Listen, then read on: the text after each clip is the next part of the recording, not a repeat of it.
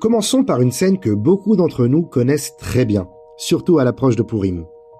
Vous entrez dans un magasin pour acheter des Mishloach Manot, et la première question qu'on vous pose, encore et encore, c'est « Quel est votre budget ?»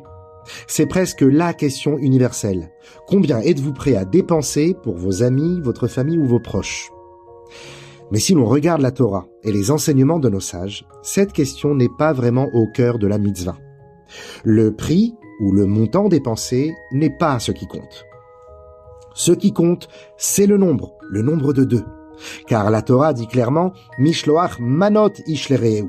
Chacun envoie des portions à son prochain. Et nos sages ont compris de cette formulation que chaque envoi doit comprendre au moins 2 éléments, 2 cadeaux, pas seulement un. De même, dans la mitzvah de Matanot laevionim, les dons aux pauvres, la Torah emploie le pluriel Matanot laevionim. Là encore, il ne s'agit pas d'un montant précis, mais d'un principe fondamental. Il faut donner à au moins 2 personnes, même si ce que vous leur donnez est minime. Imaginez un instant. Vous achetez une bouteille de whisky très chère pour votre patron, vous pensez avoir rempli votre devoir avec élégance, et pourtant, selon la Torah, vous n'avez pas encore rempli la mitzvah totalement, si vous n'ajoutez pas un petit paquet supplémentaire, un petit geste en plus, un 2e cadeau, même modeste.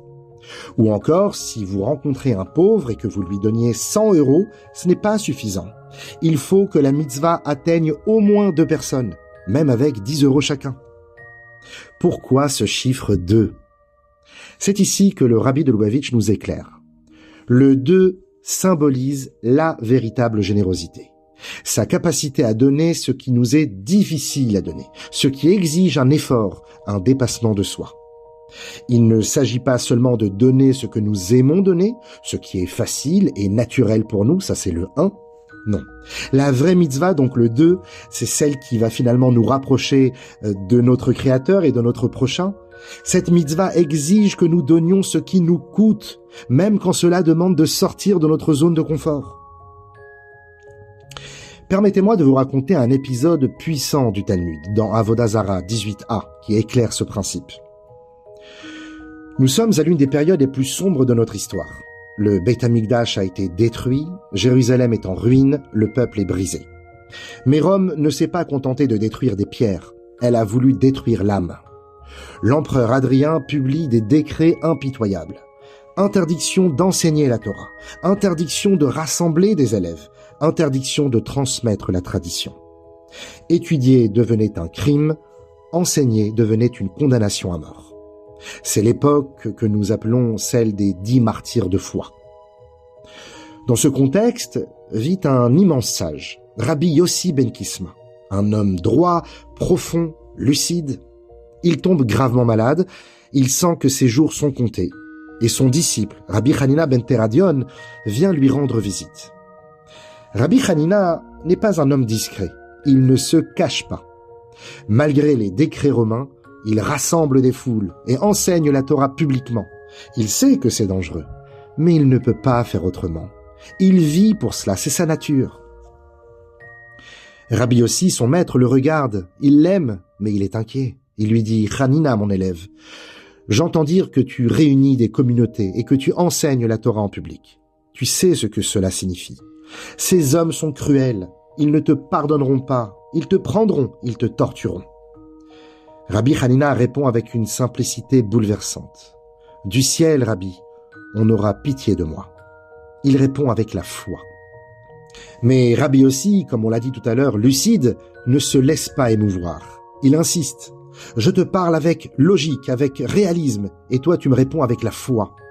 Je te le dis, ils t'attraperont, ils t'envelopperont dans un Sefer Torah, ils te brûleront vivant avec lui. » Imaginez le silence dans la pièce. Ce n'est pas une image, ce n'est pas une métaphore, c'est une prophétie. Rabbi Hanina entend cela. Il ne discute pas, il ne conteste pas. Il pose simplement une question. « Rabbi, si cela arrive, si je me fais arrêter pendant que j'enseigne la Torah en public, est-ce que je suis certain d'avoir une part au monde futur ?» Question vertigineuse. Un homme qui est prêt à mourir pour la Torah et son enseignement qui demande encore « Est-ce que suis-je apte ? Est-ce que cela est suffisant ?» Quelle humilité.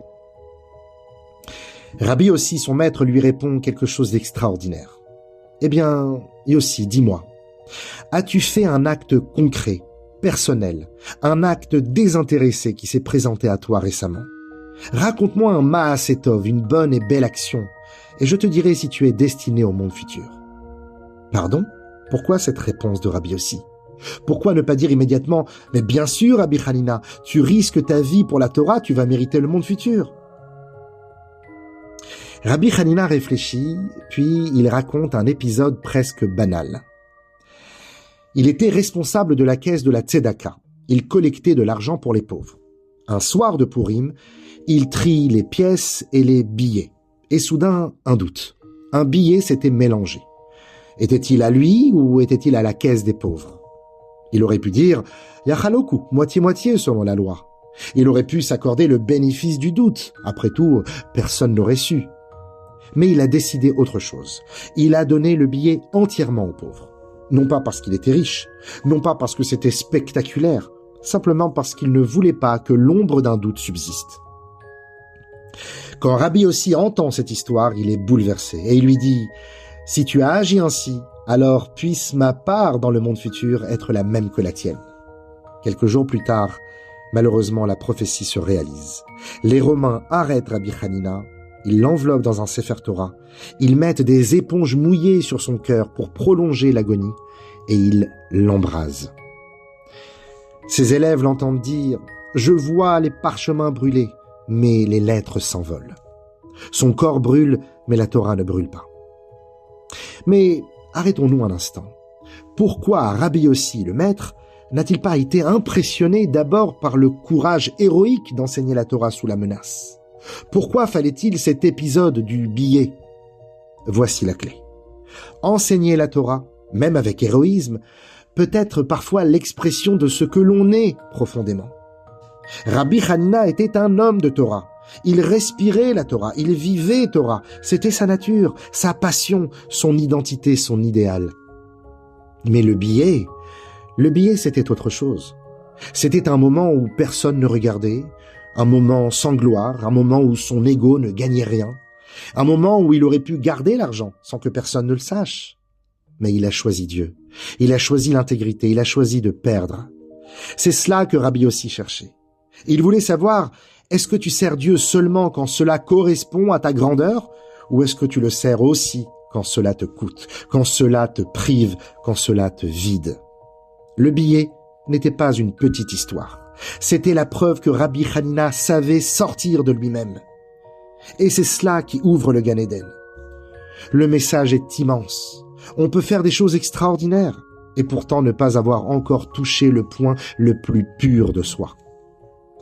Mais lorsqu'un être humain dans le secret, dans le doute, choisit l'honnêteté plutôt que l'intérêt personnel, quand il donne alors que cela lui coûte, quand il agit pour le ciel et non pour son image, alors il devient éternel. Rabbi Hanina n'est pas entré au monde futur uniquement parce qu'il est mort en martyr. Il y est entré parce qu'un soir de Purim, face à un simple billet, il a prouvé qu'il savait donner même quand personne ne l'applaudissait. Le Tanya clarifie ce principe. Le Gan Eden n'est mérité que lorsqu'on agit entièrement pour Dieu, dépassant ses instincts naturels et son confort. Lorsque Rabbi Hanina donna le billet de Tzedaka, il n'agissait pas par plaisir, mais parce que c'était juste et nécessaire, même si cela lui coûtait. C'est là la véritable générosité, celle qui inclut un effort, une volonté de se dépasser. C'est exactement ce que symbolise le chiffre 2 de Purim. Donner 2 cadeaux, un qui est facile à donner et un autre même quand c'est difficile. Même quand cela exige un effort, même quand l'envie naturelle n'y est pas. Il faut donner ce que l'on aime, certes, mais aussi ce qui nous coûte, dans toutes les dimensions de notre vie, dans le temps, dans le corps, dans l'âme, dans le cœur. Le rabbi nous explique un autre exemple dans la Torah. Après que Yaakov Avinu eut béni chacun de ses enfants individuellement, en fonction de leur talent et caractère unique, la Torah pour Issachar, le commerce pour Zevulun, la royauté pour Yehuda, eh bien Yaakov Avinu donna à chacun également la bénédiction de tous les autres. Pourquoi cela? Parce qu'il ne suffit pas de se contenter de ce qui vient naturellement du ciel. Issachar, l'homme de Torah, devait aussi s'engager dans les affaires. alors que Zevulun, le businessman, devait s'imprégner de Torah. Chaque enfant doit se dépasser, accomplir ce qui ne lui vient pas naturellement, pour vivre finalement pleinement dans deux mondes, le matériel et le spirituel. La bénédiction de Yaakov Avinu nous enseigne: ne vous contentez pas de ce qui est facile pour vous, mais faites l'effort pour le monde spirituel et moral que vous pourriez négliger. Une dernière petite histoire qui illustre magnifiquement ce principe.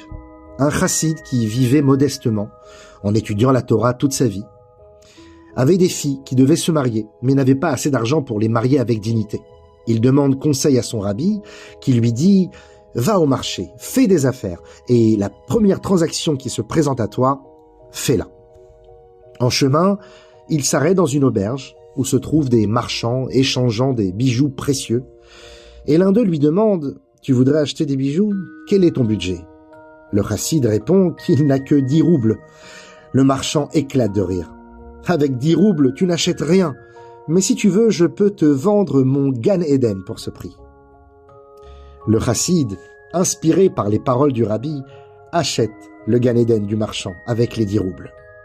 Quelques instants plus tard, l'épouse du marchand arrive en trombe, découvre ce qui s'est passé et exige que le Gan Eden lui soit rendu.